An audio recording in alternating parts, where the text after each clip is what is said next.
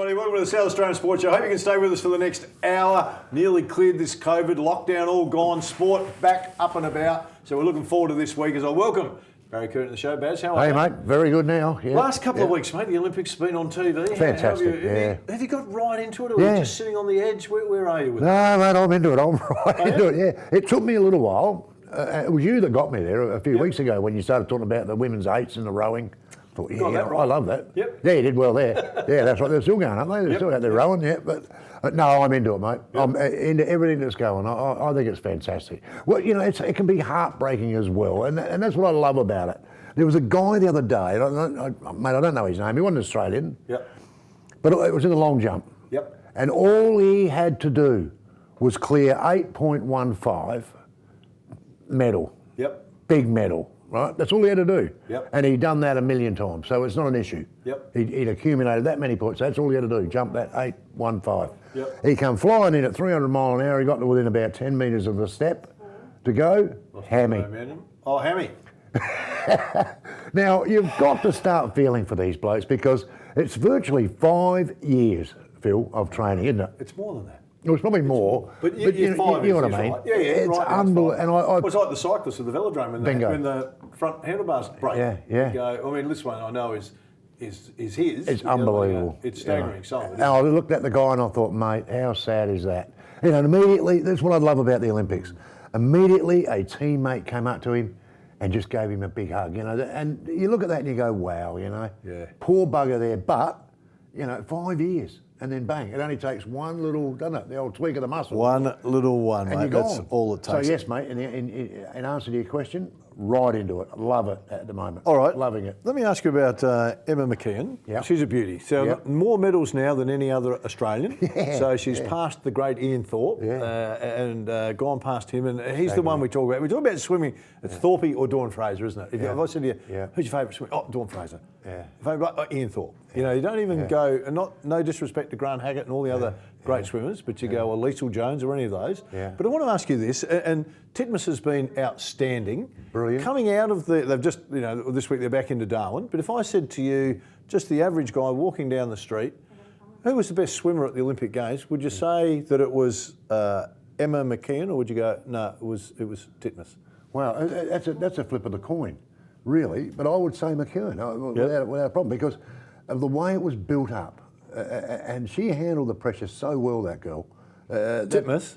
Both of them. Yeah. Both of them Yeah. handled it unbelievably well. Yeah.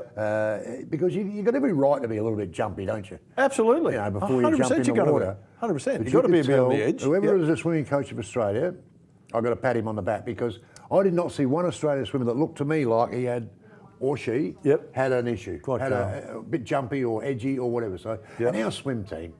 Oh, they're fantastic. They carry the Aussies with the medals, no question. But I'm thinking when you come back now, I think that Emma's a ripper. Yeah. But I think, and again, you know, other than, you know, there's other athletes that are ahead of her, but she now joins Mark Spitz, Matt Biondi. You know, you're talking about getting up there. The only one you start to get away from is Phelps, of course, with his 28 medals.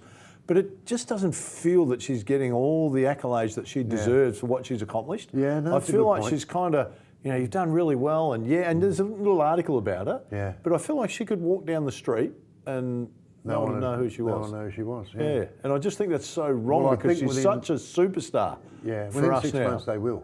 Well, we'd hope. You know, because she's going to be on every television station, every whatever in the net when they come back. Well, she's back. Yep, they're back. Well, they're in Darwin. They've got Howard Springs or whatever. another 10 days or so. So I think you'll know who she is. All right. I hope we do. Well, so do I, because an amazing feat, her and Titmus. Yes. But the rest of the team as well. You can't just mention those two without mentioning I agree with that. The rest of the And there have been some team. other fantastic things that have happened along the way. And Channel 7 have covered that beautifully, so we don't need to go on about it too much here. I'm just wondering how you see that. Anyway, we need to get over to Given Jamie. the Americans, mate, just before you go, given that the Americans before the games said they were going to win every medal. That was my favourite bit, and of course they didn't. Well, we like that. Yeah, we do. Yeah, we do. All right, we need to get over for the sporting news from Jamie. Jamie, what have you got for us?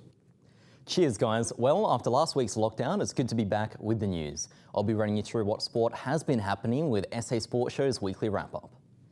With the closure of the West End Brewery, the Brickworks Hoffman Kiln is set to be the new display location of the SANFL Premiership colours. Luke Sawyer, a director for Lion, the owners of the West End Brewery, has requested permission to continue the culturally significant tradition. Last year's premiership colours were unveiled at the brewery for the final time in October, which prompted the decision to move the ceremony to the historical brickworks site. The unveiling ceremony for 2021 has been placed on hold, though, after recent COVID restrictions. Speaking of restrictions, South Australia's soccer leagues are now set to play a tight new schedule of games. As some fixtures were washed out the week before lockdown, some leagues now have as much as 3 weeks' worth of games to catch up on. After Stephen Marshall announced that players can return to training, Football South Australia called a meeting to ensure that the season will be properly played out. Although the tight fixture will be an extra load on players' shoulders, Lino Fusco, the coach of the Sturt Lions, says his players are feeling refreshed after their lockdown break. The SANFL have also rearranged their own fixture for the remainder of the season and will extend their games by 2 weeks in the hopes of restrictions being fully lifted by August 7th. For the first time since 2013, they also plan to return the grand final to October 3rd, which is the weekend after the AFL decider. The matches that were missed in round 16 will also be played at the end of the minor round. Of course, this wouldn't be sports news if we didn't go over a few highlights from some of Australia's very own Olympians at the Tokyo Games. Logan Martin secured the gold in the first ever Olympic BMX freestyle, scoring 93.3 in the first ride of the competition. All 8 riders that followed couldn't quite catch the 27-year-old, who currently holds 2 world championships. In the sailing, Matt Wan took away the men's one-person laser event. He finished second in the medal race, but secured 4 points, which earned him his gold medal. As for the swimming, Emma McKeon earned herself her first place in the women's 50-metre freestyle.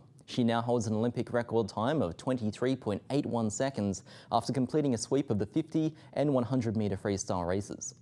Our swimmers continued to best the competition, also claiming gold in the women's 400-metre medley relay. That's all we've got for you this week. Be sure to stick around and make sure you stay safe because we've got plenty more on the way. I'm Jamie Tenikoff and we'll be right back after the break.